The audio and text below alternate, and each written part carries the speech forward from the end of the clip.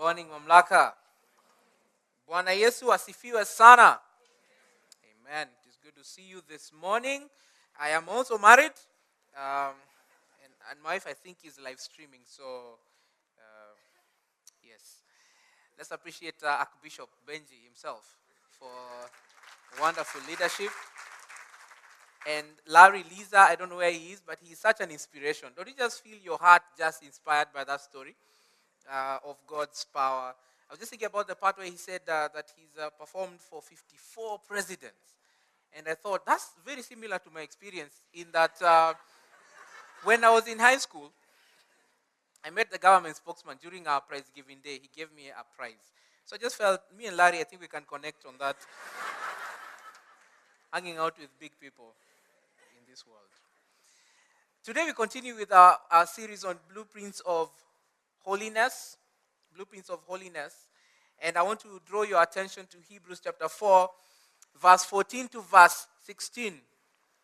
Hebrews 4, 14 to 16. We are considering the subject of holiness in the Christian life. We know that for many of you, this is a desire that you have to grow in personal holiness.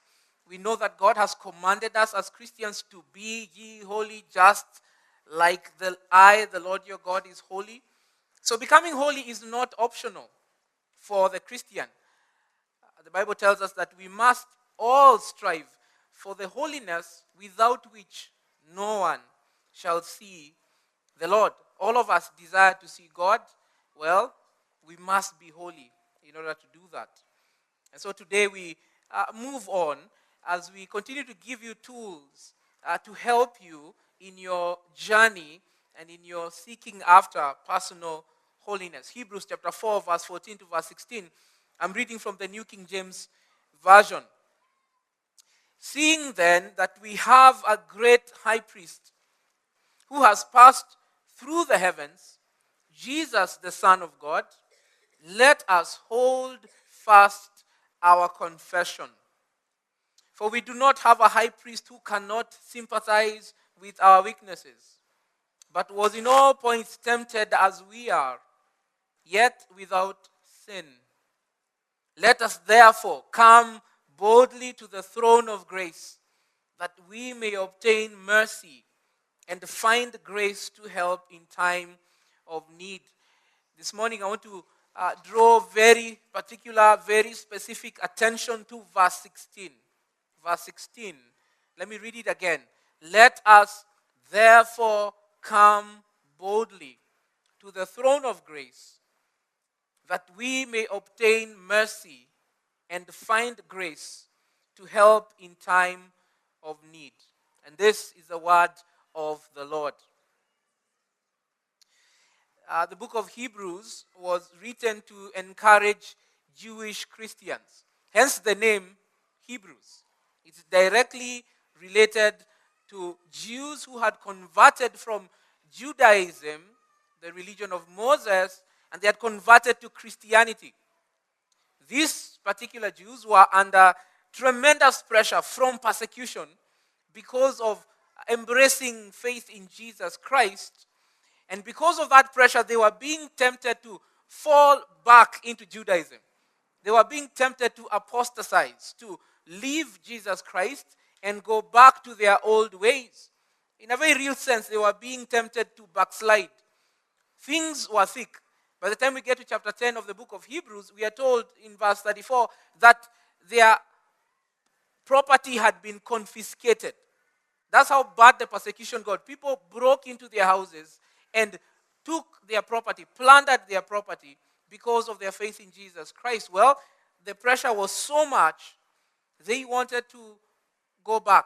The book of Hebrews is written to encourage those people not to quit on Christ, but to hold fast their confession. In fact, that phrase, hold fast your profession, hold fast your confession, is repeated several times in the book of Hebrews. The author of the book of Hebrews labors to show these people the supremacy of Jesus Christ over and against the Old Testament system. He labors to show them how Jesus is greater than Moses, and Jesus is greater than Aaron, And Jesus is greater than Melchizedek. And the new covenant is greater than the old covenant. And the temple of God in heaven is greater than the temple of the Jews in the wilderness. He's telling them to depart from Christ and go back to Judaism is a retrogression. It's a backsliding. Christ is better. Christ is awesome. Christ is great. So he tells them, don't quit. Don't throw in the towel. Hold on. Today, I want to speak to many of us who face a similar kind of problem. I want to speak to you who is under the pressure of temptation to sin. Satan is on your case. And you are right now tempted to give in to sin, to yield yourself over to sin, and to give up on holiness altogether. I want to speak to you to whom sin feels like gravity. It always drags you down. You rise up, it pulls you back down. You rise up again, but soon after, pulls you back down. And over and over and over, the pattern repeats itself in your life. I also want to speak to you who is perhaps in a backslidden state. You no longer walk with Jesus Christ. You made a commitment to him at some point in your life, but something happened. Some temptation, some problem, some trial, some sickness, and you felt disappointed with God and you completely abandoned him. There is no holiness in your life to speak of. I also want to speak to those of you who are sincere Christians and you have been striving for holiness. You've been making progress, but it's been hard. It's been hard for you. In fact, you're like, man, this 21st century, it is so hard to maintain holiness in this 21st century. Everything about our technology, everything about our world makes it so hard to pursue holiness. They are using sex to advertise everything from mobile phones to gas cookers. You're like, man, I don't need that kind of motivation to buy gas. My wife just will tell me, Meisha, and that is enough. I will get it. So in summary, I want to speak to all of us who are crying inwardly and you are saying, as far as this issue of personal holiness is concerned, I need help. I need help. Sin wants to kill me. Like Cain, sin is constantly knocking at my door and it wants to master me. It wants to destroy me. And I am afraid more and more that I will give up and I will yield myself to it. If you are in that kind of a situation, I want to encourage you that there is help for you in our text. In fact, the word help is in our text this morning. So here is the subject I want us to consider. Prayerfulness as fuel for holiness. Prayerfulness as fuel for holiness, amongst one of the tools that God has given to the Christian to boost your holiness is the tool of prayer. And so today I want to demonstrate to you that just like multivitamin supplements boost our immunity, prayerfulness also boosts our holiness. And so from verse 16 of Hebrews chapter 4, I want to show you 3 holiness boosters. 3 holiness boosters that we gain through prayer. 3 holiness enrichers. 3 holiness strengtheners that we gain when we become men and women who give ourselves over to prayer. I'm not talking about 5-minute SMS kinds of prayers. I'm talking about true prayer. Number 1, the first booster of holiness that we achieve through prayer is this: being in the presence of God. Being in the presence of God. This is the first real boost to holiness in prayer. Prayer, first and foremost, is not about speaking to God about our sin. It is the fact of being with God. You see, in many ways, contact with God through prayer energizes our zeal for holiness. It energizes our zeal for faithfulness to God. And so the first invitation in our text is an invitation to boldly come. Look at verse 16. It says, let us therefore, on account of the high priestly ministry of Jesus Christ, Jesus, by his death on the cross, he has opened the way for all of us to come to God. Let us therefore come. Let us therefore come. The word come here means to draw near. This is like an invitation of a father to their child. Draw near to me. How are we to come? We are to come boldly. We are not to come with fear. We are not to come under shaking and trembling, afraid that God will smack us, that God will destroy us. No, no, no, no, no. In the Old Testament, the priest went into the Holy of Holies with a lot of fear and trepidation. He had to cleanse himself. He had to put on a certain kind of dressing, and then they would tie a rope around his ankle. And when he went in there, if he had sin on him, God would smite him dead. And no one else could go in to retrieve him, so they would pull his body out. That's how bad it was. God is of purer eyes than to behold evil, but under the new covenant, because of the high priestly ministry of Jesus Christ, we are clothed with the righteousness of Christ, and we can come, all of us, boldly, with confidence to the throne. The throne is a seat of power. It's a seat of power. And it is the power of all the universe. The greatest power of all. The seat of God. We are told, there you can come. You don't have to be like a super Christian or an apostle or prophet. You who is a Christian, you who is in Christ, God says to you, draw near to me. Come to my throne. What a privilege. The privilege of being with God. In Hebrews chapter 10 verse 19, the writer of Hebrews repeats this same phrase. He says, having confidence to enter the holiest by the blood of Jesus. Having confidence to enter, to draw near to God where he is, in the holiest through the blood of Jesus. Guys, through prayer, we come into the presence of holiness itself. That's what prayer is. And the Bible is full of all kinds of invitations. Jesus said to people, come to me, all you who labor, all you who are heavy laden. Are you tired? Are you tired of carrying burdens about? Is sin dragging you down? Jesus says, come to me. Come, draw near to me. Come to my throne. So here's the question. How does being with God through prayer boost holiness? How does being in his presence help with our holiness? And the answer is in the throne. The throne is described as a throne of grace. It's not a throne of judgment. It's a throne of grace. And the word grace there means the divine influence upon the heart. When we come to the throne of God, God influences our heart with his holy influence. He exerts a holy influence upon your soul. Our experience of God, therefore, becomes a restraining influence against sin. When you are in the presence of God, God becomes big in our thinking. God becomes big in our feeling. God becomes big in our doing.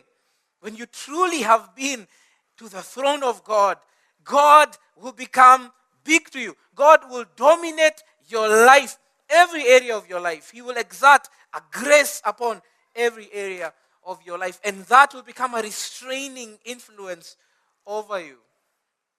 Let me give you an example that will help you understand this better. This is an illustration in reverse. Many of us will know the experience of spending hours upon hours watching movies or series. Don't raise your hands. This is not an altar call. Don't raise your hands. The technical word, the Greek word is binging. Binge watching. On Netflix or whatever. You know this experience. If you binge on a series, and usually it begins innocently, you're like, all right, one episode. Come here, just one. And then I will go to sleep because tomorrow I have work. Tomorrow I have class. Tomorrow I have an interview. And then 3 hours later, in episode 16, with bloodshot eyes, at 3 p.m., 3 a.m. in the night, one more. Again, don't raise your hands. This is not an altar call. If you binge on a series for that long, And most of the time, these series are full of foul language and blue sins. None of you have ever come out of that experience with any deep desire to behold the beauty of Christ in the gospel according to John. That's not the experience, yes? You don't come out and you're like, I just feel as Matthew, the book of Matthew, I've always longed to fellowship and commune with Christ in the book of Matthew. No, you feel a coldness and a strangeness and an estrangement from the things of God because of what you have been beholding, what you have been experiencing, what you have been in the presence of. Well, the reverse is true. When you have truly been with God in prayer, unhurried, communion with Him, sensing His nearness, feeling His love upon you, sensing the influence of His grace on your heart, you never come out of that experience looking for the next opportunity to indulge your lust. You never come out of that experience looking for the next opportunity to indulge covetousness or slander or debauchery. You look at sin and you're like, no. Moses came out of the Mount Sinai having spent 40 days in the very presence of God. He didn't realize it, but his face was glowing. And he came down and he found the children of Israel committing grievous sins. And Moses was so grieved, he smashed the tabernacle, the tablets of the law because of that. Holy influence is exerted on you when you are with God. Remember what they said about the disciples of Christ in Acts chapter 4? Peter, John, arrested, brought to the Sanhedrin. They looked at these men, they saw their boldness for Christ, and they deduced, even though these guys are illiterate, they are not learned, they have been with Jesus. They have been with Jesus, and this is what we all want. For people to look at us and say, you may not be as educated as I am, but there's something about you. Have you been with God? You have been with God. Being with God leads to becoming like God. In the same way, we tend to become like those we spend a lot of time with. And not only does God exert a holy influence upon us, God also gives us a holy satisfaction in Him. Oh, the more you commune with God, the more God becomes sweet to your soul. The psalmist says, in your presence there is fullness of joy, and there are at your right hand pleasures forevermore. When you are with God, you taste and you see the Lord is good. The Lord is good. And when you come out of that, you are so satisfied by the pleasures of God that you have no desire and no need for the pleasures of sin. It's like taking ice cream and then Satan comes and says, would you like some mud? No! I've tasted and seen that the Lord is good. I don't want sin. Here's my question.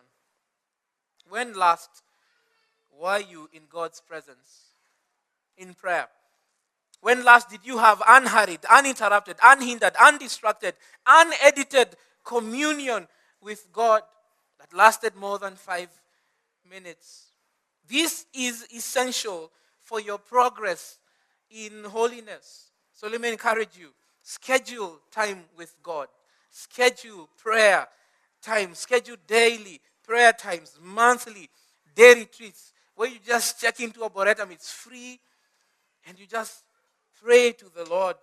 Quarterly, overnight retreats that you go and you have unhurried, uninterrupted time with God. Do whatever you need to do to go and be with God. The more you do that, the more you will sense your desire and your willingness for holiness rising. And you will become like the psalmist, Psalm 42, who said, one thing have I desired from the Lord. Psalm 27, that I may dwell in His temple, beholding the beauty of the Lord.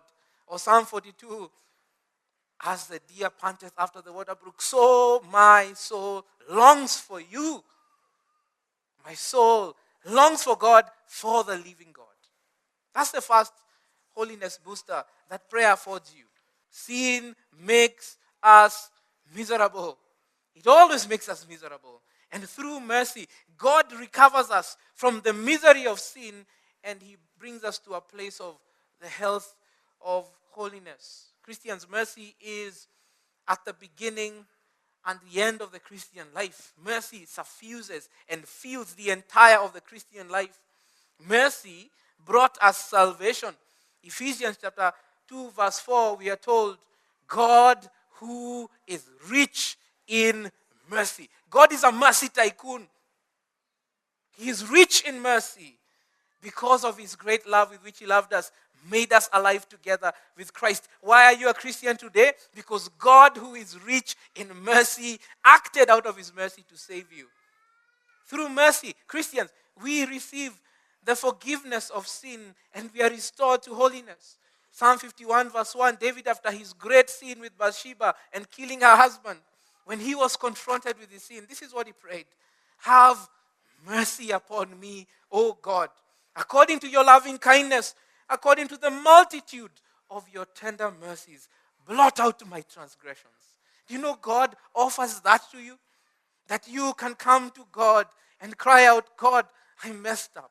God, I transgressed. I have committed great wickedness in your sight. According to your great mercy, blot out my transgressions. This is David saying, unseen me, according to your great mercy. 1 John 1:9. If we confess our sins, God is faithful and just to forgive us and to cleanse us from our unrighteousness. Mercy is also the chief motivator for full surrender to God in holiness. Romans chapter 12 verse 1 is a text you know. Paul says, I beseech you, I plead with you, I beg you. Therefore, brethren, in view of God's mercy, do what? Present your bodies as living sacrifices, holy and acceptable to God, which is your reasonable service.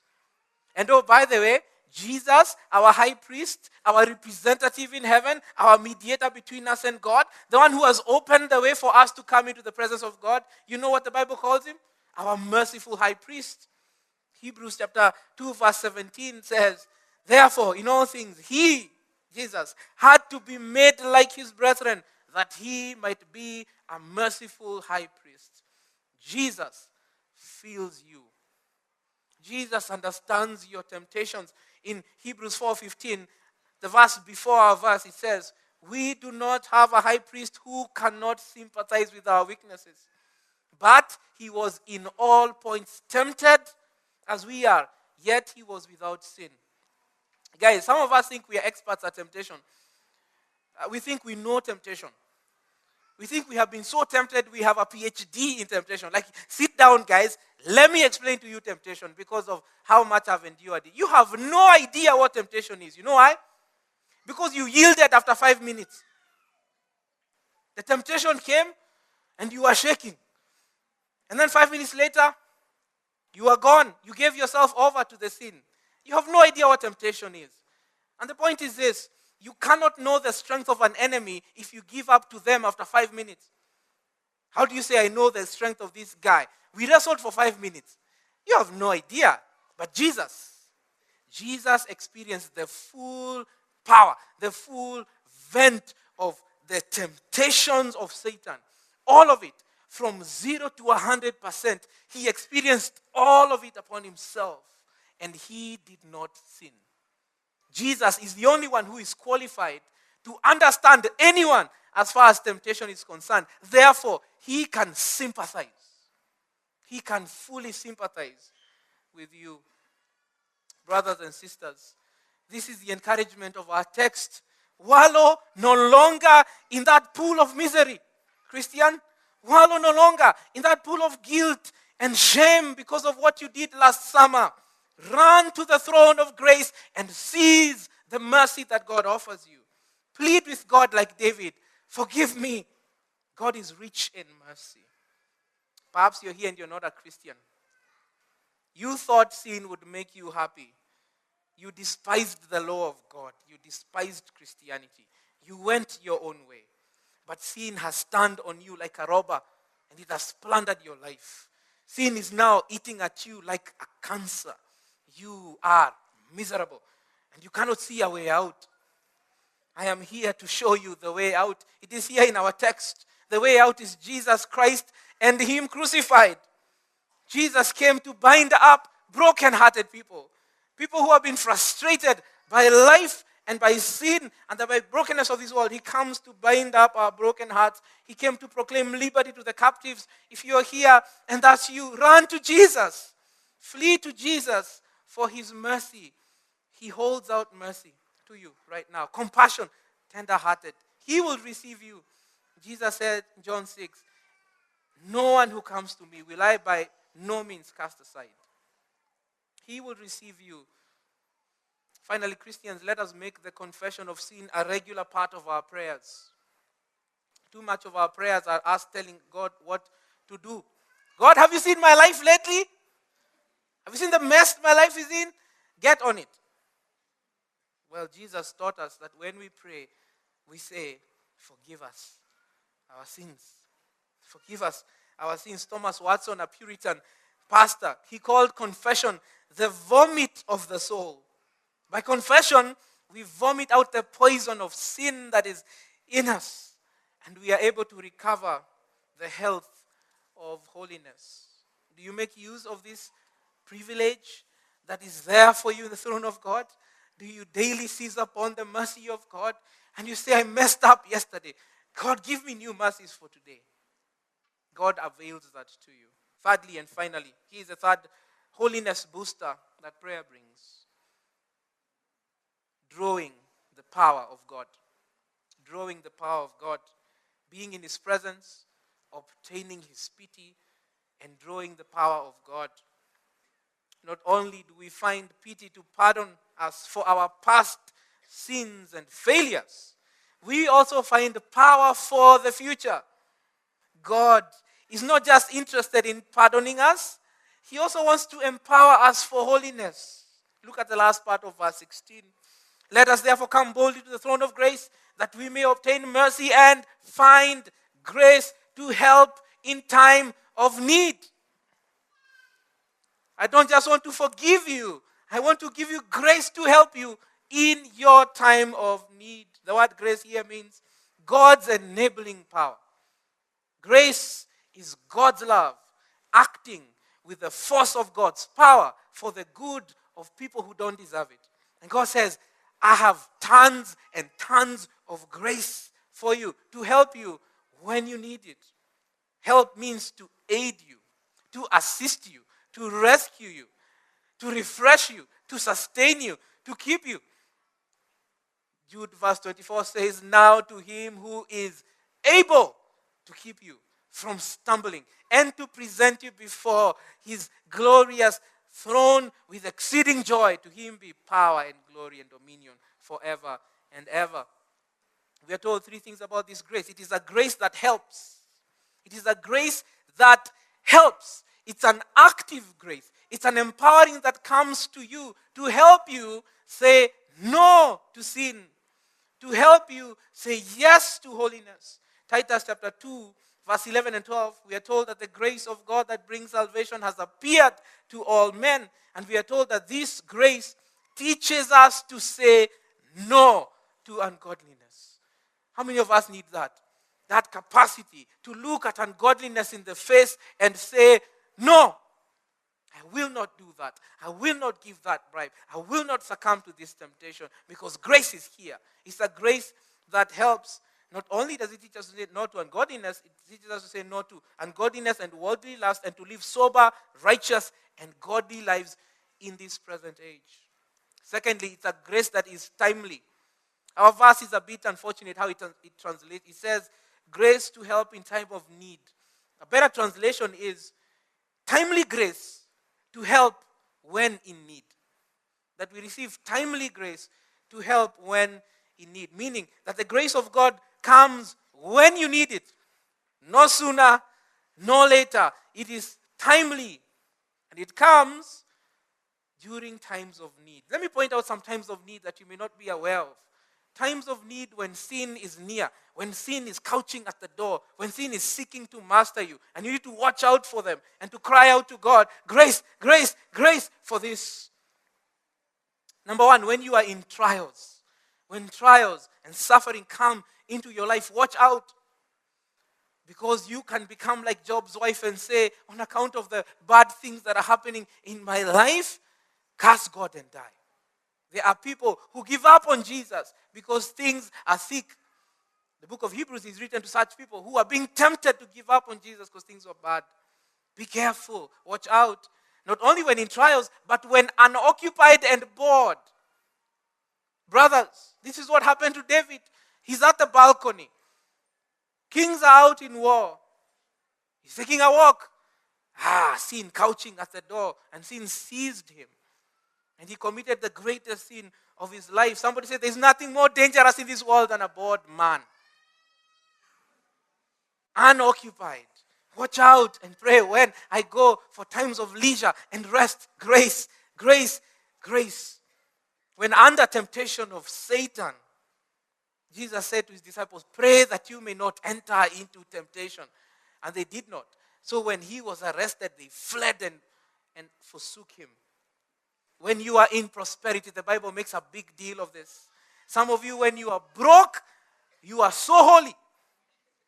Oh, you pray so much. You cry out to the Lord. You feel a nearness to him because you are broke. God uses sometimes luck to drive us to himself. In Deuteronomy, God told the children of Israel, when you get to that land flowing with milk and honey, do not forget God. And so when God is blessing you, and you're getting a job and promotions and money is coming, watch out. You might become easy and begin to allow sin into your life. Cry out, grace, grace, grace. When in sorrow and when you're grieving, watch out that you do not blaspheme against God and sin against God on account of, why didn't you stop this tragedy from happening? Why did you stop my dad from dying? Why did you stop my brother from dying? And you can find yourself grumbling against the Lord. Cry out for grace and comfort at that time. And finally, when you are angry, the Bible tells us, be angry and sin not. Be angry and sin not. Some of you, when you get mad, you see red. And then 2 hours later, you look back at the wreck you have made because of your anger and your bitterness. Cry out to God when I am angry. Timely grace. Send me timely grace.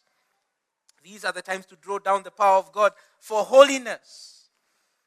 To pray like this. I had this prayer from a friend of mine who said, oh God, when there is desire, let there be no opportunity. And when there is opportunity, let there be no desire. Some of you need to pray that. Thirdly, it's grace that is found before the throne of grace. Come boldly to the throne of grace. It's not grace you get if you have not been to the throne of grace. You must be at the throne of grace and request that grace, and that God will dispatch his grace timely when you need it. We grow in holiness by praying that God would grant it to us by his grace. Praying for holiness is a category. Asking God for holiness. Psalm 19 verse 14. May the words of my mouth and the meditations of my heart be acceptable. That's a psalmist praying for holiness. He's saying, God, I want my speech and my thoughts to be holy. David, 51 verse 10 of Psalms, he says, create in me a clean heart. Do you pray that kinds of prayers? God hears and God answers. God can create in you a clean heart. We pray to God to give us his grace when we need it. And we pray that he would customize his grace to our specific needs of holiness. So let me bring this plane and land it now. What is your specific need for holiness? In what areas of your life do you need specifically grace to be holy?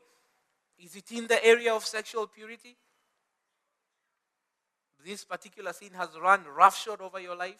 It has mastered you. Cry out to God, grace for that. Timely grace for that. When I'm under temptation, like Joseph, that I will have the wherewithal to flee from Potiphar's wife.